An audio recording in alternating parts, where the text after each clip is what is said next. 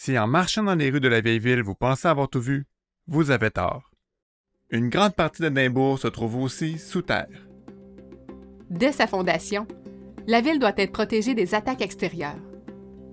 Des fortifications sont alors construites tout autour, limitant ainsi l'espace constructible pour les habitations.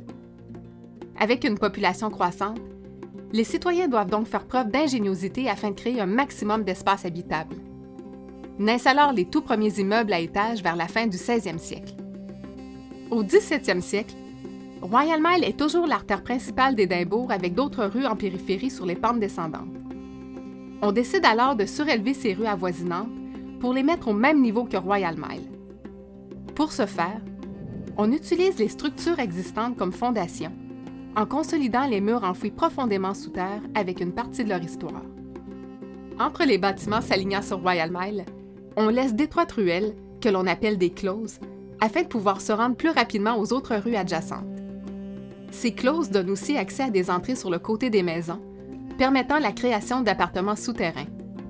Avec l'augmentation fulgurante de la population, passant de quelques milliers à plus de 50 000 au début du 18e siècle, les étages sur les maisons s'accumulent et les closes deviennent ainsi refermées. La ville est à ce moment insalubre, entraînant de nombreuses épidémies, et les gens vivant dans les souterrains sont souvent pauvres et malfamés. Pour répondre au problème de surpopulation, on décide enfin de sortir des murs de la ville et de créer un nouveau quartier, surnommé le New Town. Afin de relier plus facilement ces deux parties de la ville séparées par des pentes escarpées, on amorce la construction de quelques ponts, dont South Bridge en 1785, qui comprend 19 arches. La popularité de cette route amène l'établissement de nouveaux édifices donnant directement sur le pont, auxquels des sections sont ensuite ajoutées de chaque côté, cachant ainsi toutes les arches du pont à l'exception d'une seule. Afin de maximiser l'espace, les propriétaires aménagent ces arches en fermant les voûtes, créant ainsi des caveaux destinés à de l'entreposage et des ateliers d'artisans. Un vaste labyrinthe devenant une véritable ville souterraine. Mais comme le pont n'est pas étanche, l'eau finit par s'infiltrer et atteindre l'intérieur des voûtes, faisant fuir les commerçants pour progressivement laisser place aux pauvres et aux pires brigands de la société. Dans ces lieux sales, humides et sans aération, s'entasse une population où meurtre, prostitution, beuverie et commerce illégal sont monnaie courante. Devenant inhabitables seulement 30 ans après leur ouverture, les voûtes sont abandonnées et ensevelies. Ce n'est que dans les années 1990 qu'elles sont réouvertes au public via des tours guidées. Permettant un retour dans un passé sombre, ces visites ouvrent des portes vers un monde de phénomènes paranormaux. So I work for City of the Dead Tours.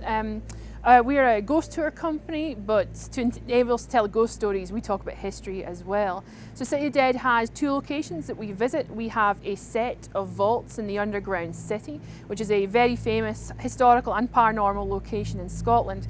A lot of the reasons why people believe the place is so paranormally active today is because it's seen so much murder and suffering and people going through pretty terrible experiences down there. There's certainly people who visit, certainly an atmosphere when you walk into the vaults. And we also go to the oldest graveyard in Edinburgh called Greyfriars Kirkyard. The graveyard dates back to the 1560s and we have exclusive access to a locked area in the back called the Covenanters Prison. And this house is one of the most famous poltergeists in the world today. So the story of the Covenanters is quite a sad one. They tried to fight for certain religious freedoms for Scotland in the 1600s. They failed in that task and they were taken here and 1,200 men were imprisoned in the rear of the graveyard. This is a locked area, it's got high walls around it and they're made to starve and shiver to death there over a period of 4 months. So today it's thought that as a result of this that the place is haunted. There's been a range of activity described over the years, from emaciated silhouettes being seen on frosty nights to activities in the flats nearby. So when one particularly famous incident happened, there was a German lady who came into this graveyard to take pictures of the mausoleums. She was violently attacked inside that mausoleum. Now, when she left, she thought this was the fault of the church, so she actually complained to the church here about it. They took it no further, but she decided to go to the local press. This was a really famous story at the time. She had black and blue bruise marks around her neck, and people started to get very excited about the notion there was something inside this mausoleum that had not been explained before. More people started to go, more injuries started to happen, and soon the story of the Mackenzie poltergeist became famous. So Edinburgh has ghost stories going back in its history books to 500 years ago. A lot of Edinburgh's ghost stories comes from the locals. So historically speaking, people in Edinburgh believed in spirits and demonic entities and ghouls roaming around the closes. It was part of their culture. Also, a part of that would have been the obsession with witchcraft that the people of Edinburgh had, primarily between the 14 and 1700s. It was only really relatively recently that people have started to really not believe in Edinburgh, but because so many people still work in the old town here, where they live or work here, everybody who lives in Edinburgh has a story, and that really is why it's so embedded in our culture here. Si le monde paranormal d'Édimbourg attise la curiosité, une visite à la chapelle de Rosslyn à une vingtaine de minutes de la ville est de mise. Débordant de légendes et de symboles inexplicables, le mystère atteint ici son paroxysme. De renommée mondiale depuis les années 2000 grâce au best-seller de Dan Brown, Le Code Da Vinci, qui suggère que le Saint Graal y a été caché, elle attire maintenant bon nombre de touristes chaque année. Mais au-delà de cette fiction captivante, s'y cachent de réels éléments soulevant l'incompréhension. Construite à partir de 1446, elle est l'œuvre de William Sinclair, grand maître maçon, héritier de la noble famille des Sinclair, dont l'histoire est reliée aux chevaliers du Temple. Théâtre de réunions secrètes, la chapelle fascine par ses multiples sculptures énigmatiques, donnant lieu à de nombreuses théories. Elle foisonne de symboles des Templiers ou de la franc-maçonnerie. Dans l'une des arches intérieures, des épis de maïs suscitent plusieurs interrogations. Plante exotique d'Amérique du Nord, le maïs a été découvert seulement avec le voyage de Christophe Colomb en 1492, soit près de 50 ans après la construction de la chapelle. Ces ornements multiplient les hypothèses d'expéditions secrètes de Templiers et d'une découverte hâtive de l'Amérique. Mais le plus grand mystère de la chapelle de Rosslyn demeure sans aucun doute ces 213 cubes sculptés au plafond. Quantité de chercheurs se sont acharnés pendant de longues années afin de résoudre l'énigme des différents motifs gravés en surface de ces cubes.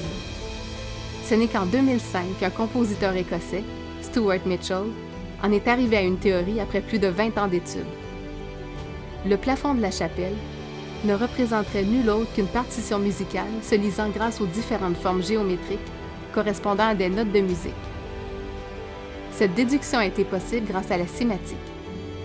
La chapelle fournirait également des informations quant aux musiciens qui doivent interpréter les morceaux. Au sommet de chaque pilier, on peut voir la sculpture de musiciens jouant différents instruments. De cette étude, Mitchell a ainsi obtenu 8 pièces musicales. Si le secret des cubes semble avoir été percé, le mystère demeure pourtant, car la cimatique a été comprise seulement 3 siècles après la construction de Rosslyn. Les questionnements autour de l'architecture de la chapelle ont donné lieu à diverses spéculations à travers le temps, partant de simples théories aux histoires les plus paranormales, en lien avec l'au-delà ou une vie extraterrestre. Mais si Rosslyn n'a rien à voir avec les Illuminati de ce monde, elle demeure néanmoins un haut lieu de savoir. Et comment toute cette science, toutes ces connaissances ont pu nous échapper pendant autant de siècles? Si certains croient que l'œuvre de William Sinclair révèle de multiples vérités sur notre monde, elle donne à tout le moins soif de cette vérité. Comme le dit l'unique phrase gravée dans ces pierres, « La vérité est plus forte que tout ».